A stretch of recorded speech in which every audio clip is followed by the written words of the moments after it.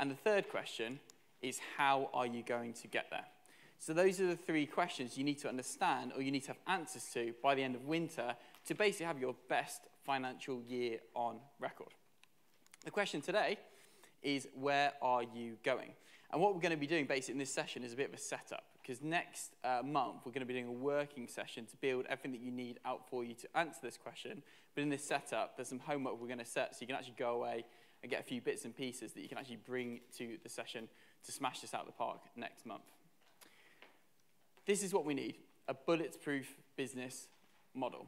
Now, we've talked about business modeling before. We talked to you all on the Blueprint events. We talked about it on the Property Entrepreneur Program. But who can honestly say they've got a business model, simple, easy to understand, they know exactly how it works, they know exactly everything about the business, where it's going to get to in the form of a very simple one-page business model? Who's got one of them? A few people. So a few people in the room. It's not enough. We're on advanced now. Execution is everything, and this is one of those things that you just must have. You wouldn't build a house without a blueprint. Don't just expect to turn up every single day and every single week and every single month over the next year and just work hard and expect to get some incredible results. More revenue does not mean more profit. Growing your business will not result necessarily in bottom line profit for you to take away. So what we need is a business model. We want to have perfect clarity over the destination in our sat-nav. What is our business going to look like financially at the end of these 12 months? And the good news is, when we get this right, when we've nailed this business model, these become your targets in the business. They become your rules, your financial rules that you've just got to follow. And as long as you follow them, generally, the bottom line will take care of itself. And you won't be disappointed at the end of the year. We shared this insight last month. What the aim of the game of here is a finance-driven business, not business-driven finances. What do we mean by this? It's about being proactive with the finances, deciding what they're going to look like now and making them happen, rather than just turning up, working hard, serving this business of yours in the hope that it's going to kick out some money for you at the end of the year. If we approach it the latter way, if we approach it in this very reactive, let's just roll the dice and see what happens, we will be disappointed. Guarantee you will be disappointed, and you won't necessarily get the results you want to achieve. And we don't, no one wants that. We want to avoid that. This is all about having our best financial year on record. So all you need to do between now and next month, where we're actually going to build this in the room, get this done. So you will need to bring your laptop for next month's session. All you need to do is we need you to work out your key assumptions. So in order to model anything, in order to have this business model, you need to make the unpredictable very predictable. So although you may see your business as this strange thing that just moves however it wants, you don't know what your average price is, it seems to change every day, there are some themes, there are some assumptions, there are some elements that are common, and you need to work out exactly what they are and bring them to next month's session so we can start mapping this out. First key assumption you need is your average price per unit. So what is your average price per unit? So if you own a rent-to-rent portfolio, your average price per unit might be the average room price that you sell a room for. If you own a letting agency, it could be what your management fee is and what your average price per management fee is. If you have a project management company, this could be how much you charge as an average project management fee to one of your new clients. What's your average price per unit? That's the first assumption we need. The second is your cost of sales. Does anyone want to share what a cost of sale is? Are we all clear on cost of sales? Or I will explain it anyway. No, not clear, Shiv? Mo, go for it. Have we got a mic? Go on. Watch out. There we go. Yeah. Cost of sales, Mo? Cost of sale is the cost in delivering one additional unit of a good. Perfect. So also known as variable costs, these tend to vary with your sales. So if you sell one more unit, what's the cost associated with that additional unit that's actually sold? So for every unit you're going to sell, how much does it cost you to actually sell that unit, to actually deliver on that unit in the business? Third assumption is your target net margin. So your net profit margin that we're aiming for. Now, this is going to be based on what you think your business should be able to achieve. You might do that by speaking to other people in the room. Like for those of you with letting agencies, you know that we talk about anywhere from 30 to 45% is a really good margin for a HMO letting agency. Those with building companies, you might know that another building company that you know is doing well earns 25%. So work out a target net margin that you are actually working to achieve in your business. Net margin, like to make it really simple as to what that is, it's a percentage.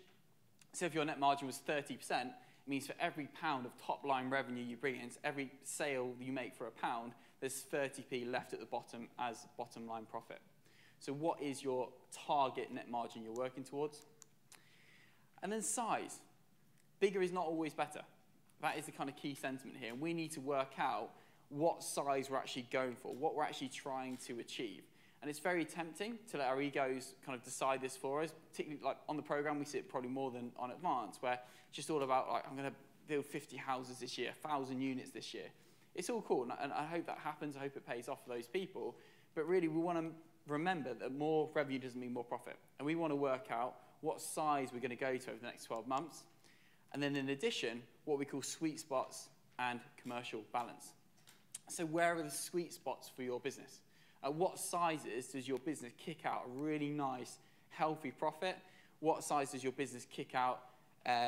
What size does your business require you to work at a certain level? How big does your team need to be? And where does the business really work and really operate well for you, given your, your life by design? Akash talked earlier about the amount of hours you want to work. Have a think about that. Like, what size can you work the amount of hours you want to work? You might be able to double the size of the business, make some more money, but you know it's going to take you from a 20-hour week to working full-time and doing something you don't necessarily enjoy. So what is the sizes and the sweet spots and the commercial balance for your business? Any questions? That will make sense? Yeah, Sam, go for it. Where's the... Thanks, Mo. So for the average price per unit, yeah. I'm just thinking it very specifically for like the building side of the company. How would we put that into play? Because obviously each building job is completely different. What I'm going to do, yeah. So I know we're working with you. Yeah, for your company, it will basically be, we'll just need to make some assumptions. So there'll be a few more assumptions that stack up behind that. For example, your average job may be, the ideal client for you next year may be 100,000 spend with your company. And you know on that you're going to generally get like a 20% margin within that. So what you might do in yours is put the price per unit is about £20,000. Yeah. So just making some assumptions and keeping it really, really, really super simple. What I am going to do is I'll share with you the template we've provided in a moment, but I can take a moment before we launch that to the Facebook group on Monday, we can add some tabs to make it really simple for, and I get a few companies in the room, so I'll make it nice and simple for those people. Perfect, Does that make sense, yeah? Yeah. Go on, Billy. Microphone if you can. Just throw it at the back of Billy's head. Hard as you can. There we go. So if you're looking at some of this for properties, it's kind of that is like your P&L to some extent, and then I guess your asset values, obviously which is on the balance sheet. Kind of question is, do you just do two lots of assumptions, one in terms of what you want the P&L to be, one for the balance sheet, or have you ever kind of combined it? Because some things, so for example, you could, on a property, the point is different between a product to an asset. Your net margin can be higher because you've got no debt, but it's not necessarily the best return on your cash, if you get me. We wouldn't really normally bring balance sheet into this.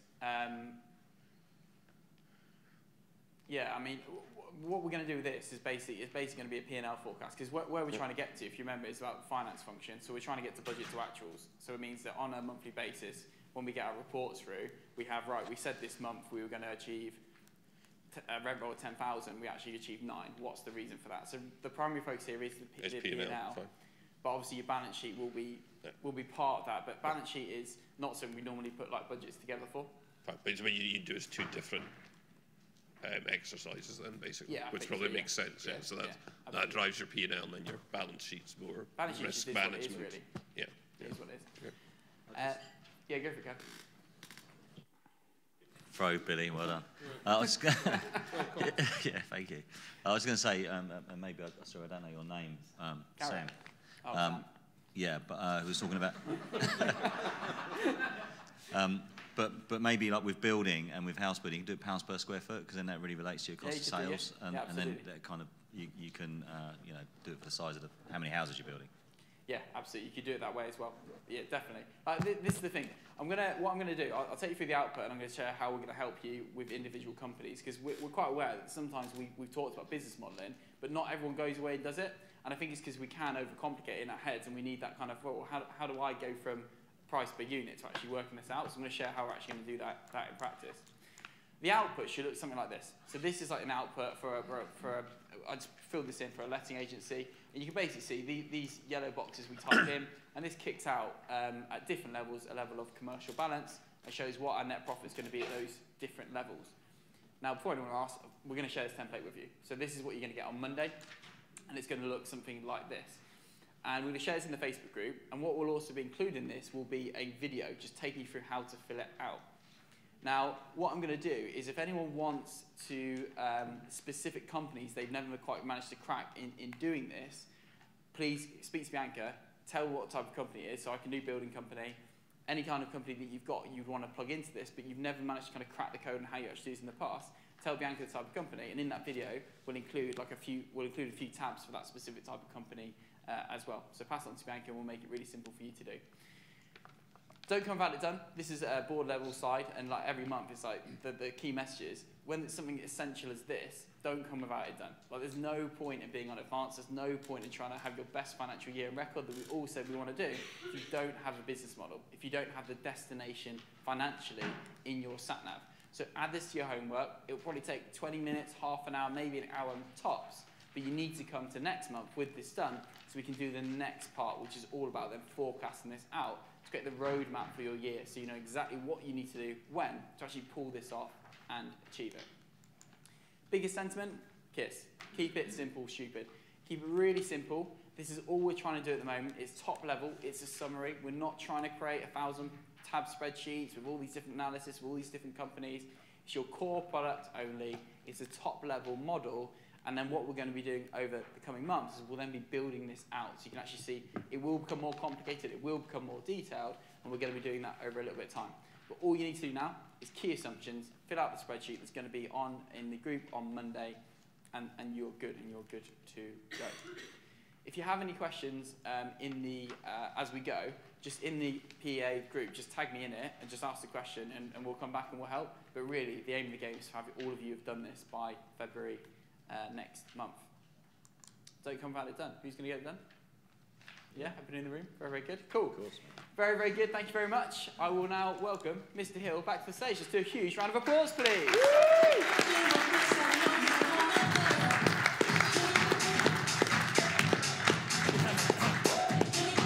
Thank you very much.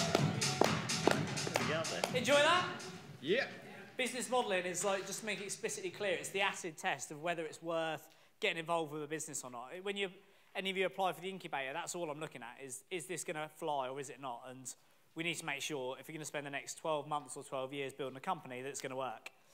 Before that, it's time for Adam and I to go head to head. Yeah. Woo! So, I'm going to now share with you my 2023 Strategy Day presentation. So, my name is Daniel Hill.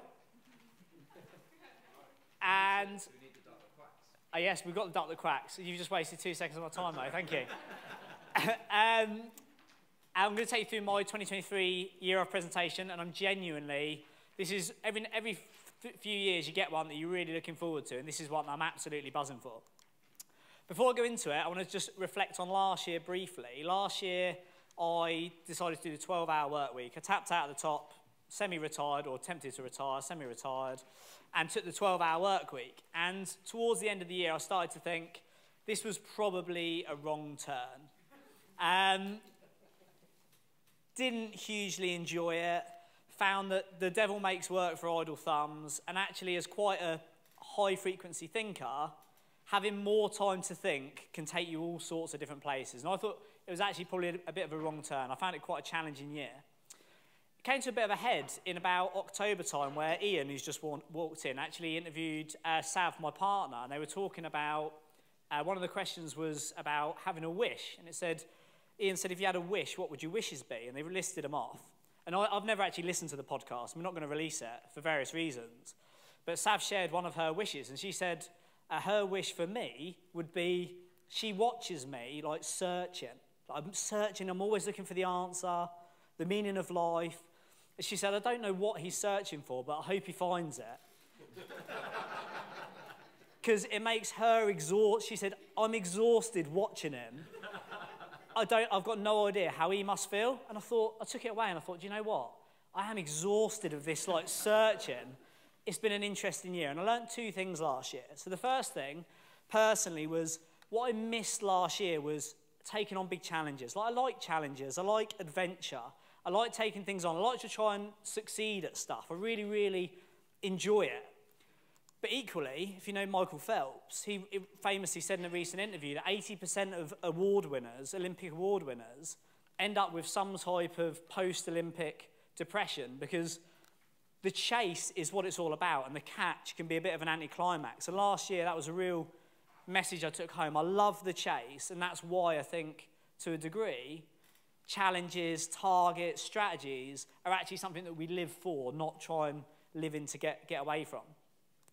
And the second was, that was my work one, and then personally, I had a family member who got really ill, like really, really ill.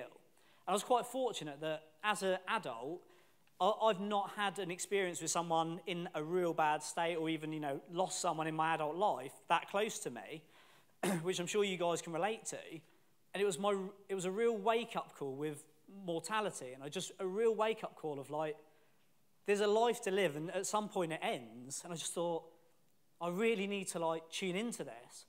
And with all the searching that I've been doing, I was sitting there one day and I thought, if I was to ask them what their like last words of advice to me would be, I was thinking it would probably be sort your life out. And by sort my life out, I mean, I've achieved loads of things in business. I've had a great time. I've enjoyed the last 20 years. But it's been at the expense of my personal life. And I've never really capitalised on it. And I was like, do you know what? I need to really go and actually invest in my life. So that's why this year I'm doing the year of Carpe Diem. Carpe Diem means seize the day, live in the moment and focus on my life. And the underlying mantra for this is to stop looking for the meaning of life, stop searching, stop looking, and start living. And I'm absolutely buzzing after 20 years of doing this in business to go and experience what this is going to be about. So, how have I made it up? So my personal objectives are 3. My first is I always prioritise work. I'm now going to prioritise my life. And the first is to design my days. So each day, design my day with the rule that fun comes first. And then Bianca's got me a new journal. And every day I'm just going to plan the day out and look at it and be like, if this was my last day, is that a day by design? That's my first. The second is to rewrite the rules. The rules I've created for myself over the last 20 years have served me amazingly in business. They no longer serve me as an individual and the person I want to be outside of work. So I'm going to rewrite the rules. I'm going to rewire my brain. And in my journal, I'm going to have a page of all the rules that I believe to be true and how I've rewritten them. And then third is Mr. Positive. So I would say I've been well renowned over the last, in the majority of my career, of being a positive, optimistic person. What I've realised is over this search in the last couple of years, I've become a very deep person, can be quite an intense person. I just want to be back to being like positive, realise that happiness is a choice, and I want to choose it. If I say to you now, feel happy, you can turn it on and turn it off whenever you want. So happiness is a choice, choose it, and then in my journal, I just rate each day how positive I was and how I went about that. I always find it easier to take heroes with me. That's why I recommend it to you guys. My 2 heroes for this. Kev, who's at the front. I've known Kev for like 7 years on this journey, and he's like absolutely owned this. And I remember saying to him once, he was like, oh yeah, I've got a rush. I'm getting a plane to America. And I was like, you didn't notice that. You didn't mention that. He said, oh, life's for living. And I just thought, do you know what? Life is for living. You've got to live it. And then the second, I don't know who this guy is. Adam is, I remember saying to Adam, like, what do you do when you're not working all the time? He says, it's not that I'm not busy. He says, I'm always busy, but I'm not working. And I have this perception of Adam that all day, every day, he's cramming his day with stuff he wants to do, and he is carpe diem in it. So they're my 2 personal heroes that I'll follow this year. Second is my professional objectives. Like, I'm coming back to work. I'm going to enjoy it. I love it. It is a part of me, but it needs to serve me, not be a sacrifice. The first is on time is late. I'm late for everything. On time is late, be early, and my target for that is 15 minutes early for any appointment thing rather than 15 seconds or 15 minutes late. The second is world-class conductor. I'm already at conductor level, but having gone through the book, like I said to you guys, I've got about another 20% that still needs to be done. So world-class conductor. Smarts and swagger. Smarts is, as a conductor, the blue level, I bring my brain to the table. I've got 20 years worth of successes and failures in here. That's what I carry myself with. My smarts. And swagger, just go back to like having a nice car, having a driver again. I've had a driver for 10 years. When I sold Multilite, I just got rid of it, started driving a Volvo. Just bring a bit of swag back to the party. And my tangible target for that is 10% of my steam that comes off my financial fortress every month. I just spend on the things like going first class rather than normal, getting a driver, just bringing a bit more swag back to the party. And then finally is world-class content machine. Don't be under any illusion, going into this year, it's going to be competitive, it's going to be hard, and those that invest are going to go all guns blazing. And this is going to be me professionally for this year. My two heroes, my tangible target for that is to double the size of my followers on each platform. My two heroes for this, the first is Coach Carter, if you've seen the film. He's a textbook amazing coach, and I could be a lot better coach than I am. And I need to move from the captain seat to the coach, and I need to have world-class captains around me. He's my hero for that. And then second, if you don't know who Alex Hormozi is, you probably will do in the coming weeks. He's just come out of nowhere, owning the sales and marketing space, and he is crest of a wave of what we'll be doing next year. For the business, obviously I have Daniel Hill Holdings, which is my portfolio of companies, and my headline strategy for this year, no surprise, is level up. Everything that I do, every time that I do it. And the objectives for this, the first is to finish my Financial Fortress 3.0. So I'm on my third iteration of it. The deals are all there. No new big deals, no diversification, just finish what I've started. The second, and this is my 60-second strategy that I talked to you guys about. And again, I'm not teaching you these things because they're smart and clever. They work. One thing I realised this year when I'm talking about hourly rate is I tracked my cash flow, profit and asset, which I've never done. And what I realised is the money I make from my assets, which is blue level, top of the triangle, is 15 times more per hour than it is from the cash flow. And it'd be easy then to say, right, well, I'll just sell the cash flow business and keep them. But the reality is it all comes together in like beautiful synergy. And I do property entrepreneur, I have a profile, I attract people in the market and resources. It all sort of comes together. So to finish that. And then the second one is world-class content machine, as I talked about. And this is to know my space. I'm going to teach you all about this. Like really understand what that message is. To then own my space, absolutely dominate it, and then lead the market on all of the stats. You know, be leading the way in our space. And then finally, as I talked about, my professional objective is to really just have a team of world-class captains around me, and me to coach them at blue level to enable them to be the best they can be, to give you guys and all of our other companies what they need. And then finally, to finish, distribution of focus, 70% is on world-class. Right, that's it, Mr. Me done. 70% is on world-class content for you guys and what I put out there into the market. 20% is running my world-class team of people who run the companies, and 10% is on my deals and delivery, turning up and working for you guys. Experiences, I'm doing 3 challenges this year. The first is the incredible bulk. I've spent 3.5 years lean, staying lean. I'm now going to see how far I can take it and then come back down for the summer board retreat. The second is perfect piano. I need to level that up. I did a year of playing last year. I'm going to do my grade 1 exam this year. And then my third is sweaty squash. The reason it's sweaty is the worse you are at squash, the better the workout. And if you get better, it's not so good. So I'm going to make sure it's sweaty and make sure I don't get too good and make sure I play against better people. And then finally, for rewards, I've only once ever done my end-of-year reward, and that was in 2019, last time I did level up. And since I did frugal hedonism, I don't spend money on anything. I remember what Daniel Priestley said to me 10 years ago, and he reminded me when I see him the other day. He's the same as me, obviously young, dashingly good-looking. He's like a all-out-there empire builder, but he's also quite a humble guy. He wears the same clothes. He's not about the Ferraris and helicopters, but he wears a really nice watch. And I said to him, why did you do that? And he says, if you want to stay in the game, you have to get the rewards. And he said, when you publish a book, make sure you buy yourself a watch, because he did his for his first book. It's taken me 10 years to write the book, so now I'm going to actually buy the watch. Also, I used to wear suits every month. I'm going to start getting a decent suit that actually fits. I've got my driver again, which I've started, which is good. And then I potentially will, well, probably will, when I get money back in the bank, buy from a deal, buy a Maybach.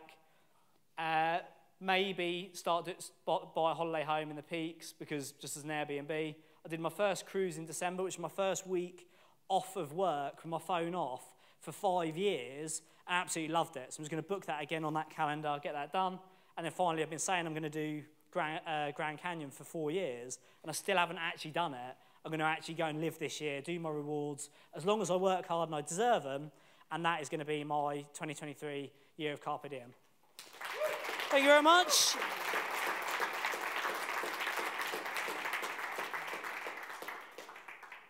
Appreciate it. Thank you very much. Thank you for the extra 2 minutes. And without further ado, let's give a huge round of applause to my competition, Mr. Adam Goff, ladies and gents.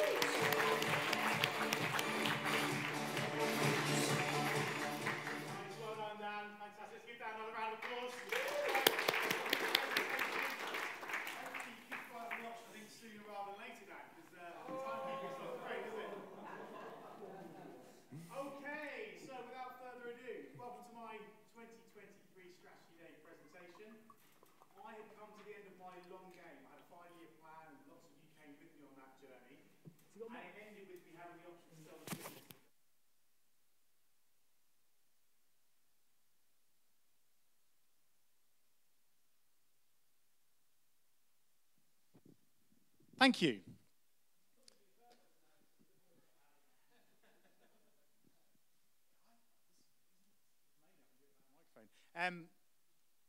Who else finds the long game really challenging? Like, seriously hard? I was like, this is hard. I was like, and we do this?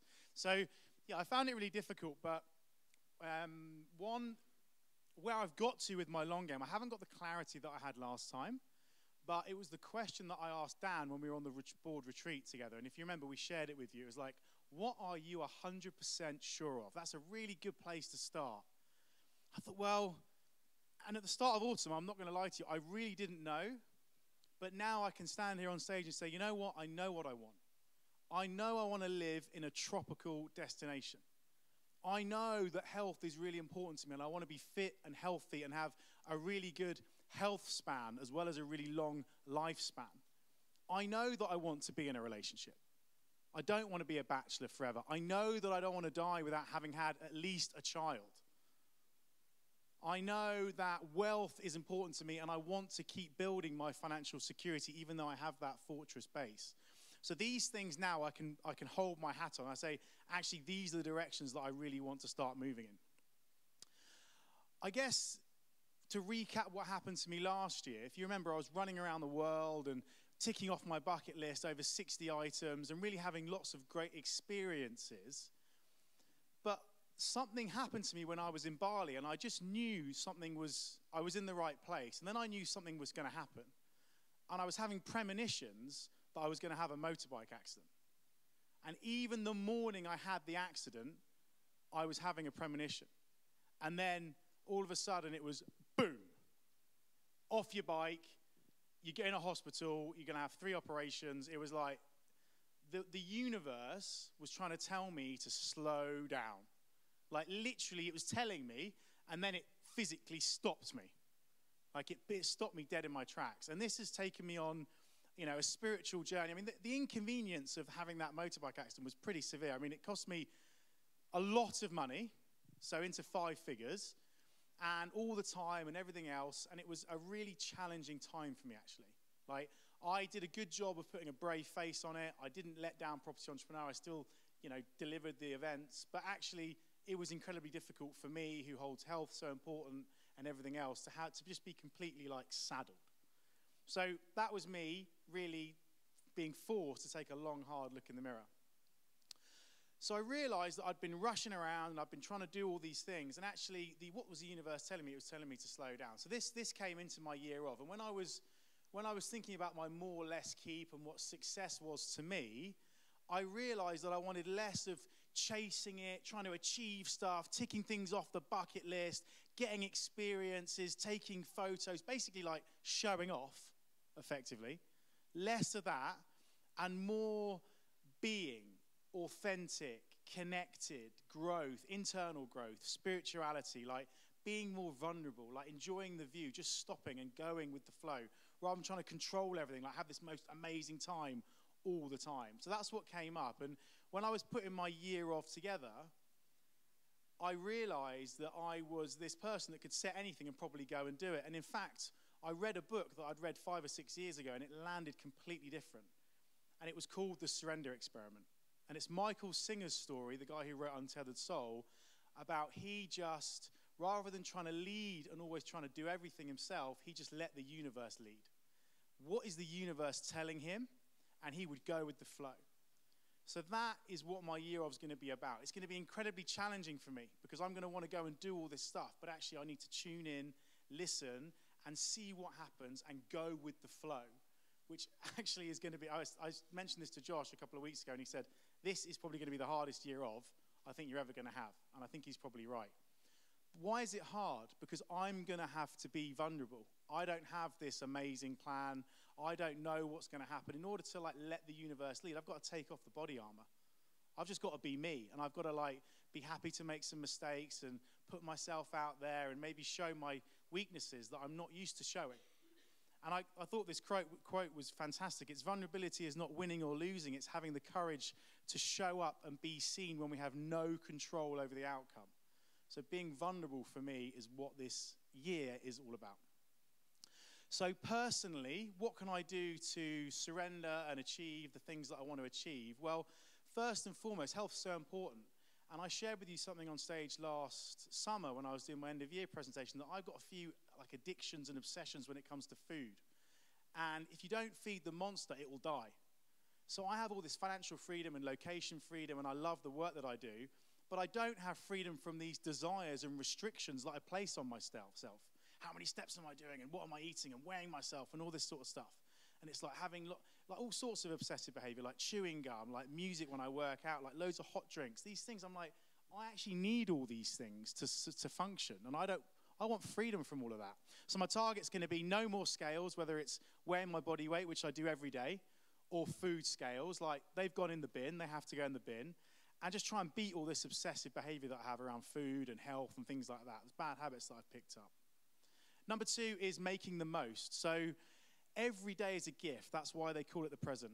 I'm in a really lucky situation, and I don't need to be chasing it like Dan was sharing. I don't need to be chasing it, so I need to make the most of this moment and actually enjoy and have flexibility around the fact that I don't have all these responsibilities yet because I know they're probably coming. So my target is to be flexible and fun. Like I still find myself saying no to fun things in Bali because I had a plan, it's in my asana, I've got stuff to do. It's like, no. If there's a pretty girl asking you to go on a motorbike ride, it's like, asana. No, I'm joking, no. You go on the motorbike ride, right? So the one thing I want to do is I want to be able to just get on my board and go for a surf. Like I want to be able to do that by myself without a coach or worrying about, me getting eaten alive by the rocks or the reefs. And I want to hit, Akash will like this, 50 kilos times 8 reps on my chest press. Because I think that's just really cool. Third is building a base. So I'm this nomad. I'm traveling around the world. I've been to probably over 12 countries in the last 12 months easily. And, actually it's not forever. So I need to kind of pick where I want to settle. So home is where the heart is. And my target is going to be to select where to settle. I want to start building a base somewhere. Like I want someone to go home to. This nomad life is great, but it's not going to be for me forever. So professionally then, surrender. Well, I'm like, what can I do for my professional objectives? I don't really do much work, so what can I do? Well, surrendering is level up. We've set this objective for the business for level up. It's like, don't try and fight it. Absolutely go with it. Like, fully commit to Property Entrepreneur, to everything we're trying to do. Like, if this was your last year ever at Property Entrepreneur, would you be absolutely proud of every single minute that you had? And if this opportunity has been put in front of me, then I want to maximize it. So my target for that is going to be to do 12 level up improvements through the year. So at the end of the year, I'll be able to report back that that I've done 12 things, probably one a month would be a good target for me, to actually really do something new, to level up, to make your experience better. At the end of the day, that's what I'm doing. I'm serving you. My second objective came from this story. Does everyone remember this little cartoon? Yeah, what's more important, the journey or the destination? The company. The company. I'm ablaze. The main reason I do this is because of you guys, because I'm working with Dan and Josh. Josh probably more than Dan. But, that means so much to me. Actually, I do it for that. And I've told them many times, that's the reason why I do it. So for me, the objective is to have relationships over transactions. It's like, remember that you're doing it for the people, not the work. And it's got to be fun, not functional. Some of the feedback someone I worked with gave me last year was actually, you know what? Our relationship's becoming a bit functional. Like, where's all the fun gone? And I was like, God, I'm supposed to be captain of fun. I was like, damn, you know, like, it really hurt. And I was like, right, you know what? It's all about the experience. Everything with Capital Living that I remember is me and the team and all the fun things we did. So that's it. So the target is to have some champagne moments, you know, absolutely champagne moments. So that's what I'm looking forward to. And lastly is to crystallize my intelligence. I know that I've got a message to deliver, and I want to deliver it to the world. And I took Dan's advice. I read Strength to Strength, and I know that this crystal intelligence curve, this second curve that we go up, is where I need to start climbing.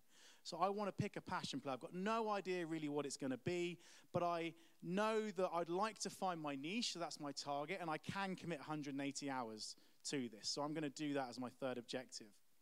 My distribution of focus is 70% PE, 20% on my coaching business, and 10% on the sales we do at the Blueprint. And I've actually worked out that I want to work 819 hours, which is 16 a week, okay, which is just over 3 a day. So I really encourage you guys to do this. I've got really specific about how many hours I'm going to spend on each thing, which is what Dan's done actually, and fair play to him, with his slide that he had. So I know the hours I'm going to commit to each, and I know how much that's going to generate me. And then in terms of my wealth hierarchy, so cash flow, obviously, this is the day job, I guess, and then the profit will come when we have a really amazing summer and we're going to completely sell out the program, have the best year on record. Obviously, you heard Dan's presentation about that. And then assets is the money that I reinvest from my financial fortress, which is just compounding, and the portfolio that I hold in terms of trackers and gold and things like that. What's going to be my reward? What do you buy a man who's got everything? I mean, I really didn't know. Like, I was like, I'm really happy. Like, I really have everything I need. And then I realized it wasn't about me, it was about everyone else. What have been my best memories? Without a doubt, times with my family. And I am going to be 40 next year, so I'm going to take, perfect timing, I'm going to take all my family away. I'm going to pay for it. I'm going to go on a big holiday for my 40th next February. That gets me motivated. Ladies and gentlemen, thank you very much for listening to my strategy day. Let's give everyone a round of applause. Thank you so much.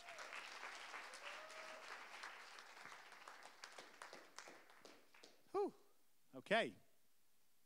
So, it's decision time. If you go to the workbooks, you will see that on the notes pages, there is a little QR code there. Like I said, we've got a QR code for everything.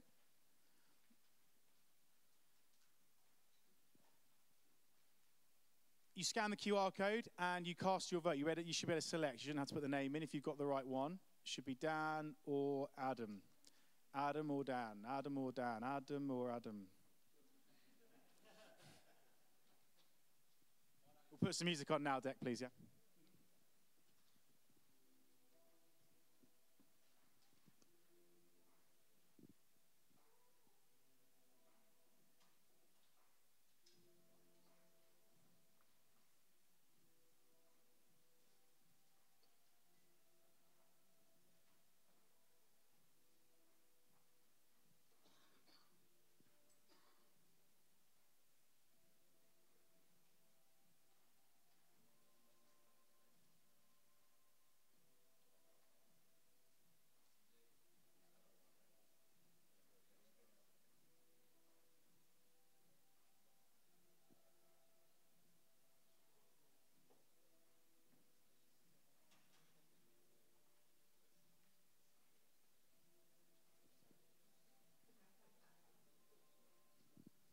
When you have voted, just put your phone down, please.